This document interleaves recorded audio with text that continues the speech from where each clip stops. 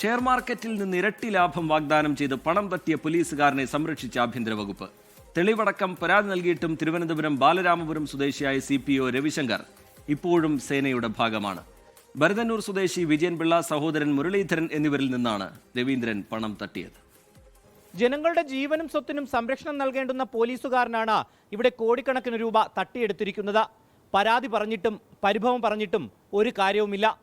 2020 DGP ഓഫീസിൽ ജോലി നോക്കുമ്പോഴാണ് ബാലരാമപുരം സ്വദേശിയായ CPO രവിശങ്കർ വിജയൻപിള്ളയെയും മുരളീധരനെയും പരിചയപ്പെടുന്നത്. രവിശങ്കറിന്റെ ഭാര്യ വീടായ ഭരതന്നൂർ സ്വദേശികളാണ് രണ്ടുപേരും. ആ പരിചയത്തിലാണ് ഷെയർ മാർക്കറ്റിൽ നിന്ന് ഇരട്ടി ലാഭം വാഗ്ദാനം ചെയ്തത്. പലതവണയായി 1.5 കോടി രൂപയോളം ഇവരിൽ നിന്ന് രവിശങ്കർ വാങ്ങിയെടുത്തു. ഓരോ തവണ രവിശങ്കർ പണം വാങ്ങുമ്പോഴും കൃത്യമായി മുദ്രപത്രത്തിൽ എഴുതി ഒപ്പിട്ട് നൽകും. ആ തെളിവടക്കമാണ് പരാതി നൽകിയത്. വർഷങ്ങളായിട്ടും രവിശങ്കർ പണം തിരികെ നൽകിയില്ല. മുഖ്യമന്ത്രിക്കും പോലീസ് കംപ്ലൈന്റ് അതോറിറ്റിക്കും DGPക്കും തെളിവടക്കം വിജയൻപിള്ളയും മുരളീധരനും പരാതി നൽകി. പക്ഷേ ഇപ്പോഴും രവിശങ്കർ പോലീസ് സേനയുടെ ഭാഗമാണ്. 6 മാസത്തോളം പൈസ ഞങ്ങൾക്ക് തരാതെ പറ്റിച്ചിരുന്ന സമയത്ത് ഞങ്ങൾ DGP സേനയും മുഖ്യമന്ത്രിക്കും പരാതി കൊടുക്കുകയും ആ പരാതിന്മേൽ പുള്ളിക്ക് 1 വർഷത്തോളം പുള്ളിയെ സസ്പെൻഷനിൽ നിർത്തുകയും ചെയ്തു.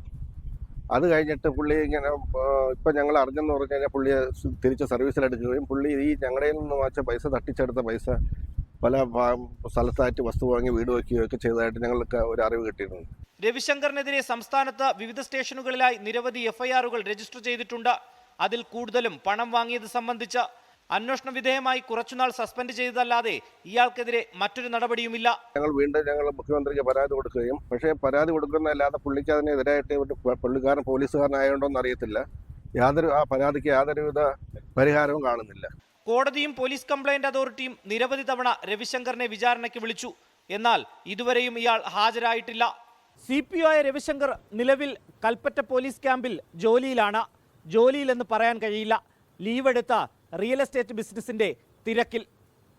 ശ്രീധർ, 24 തിരുവനന്തപുരം.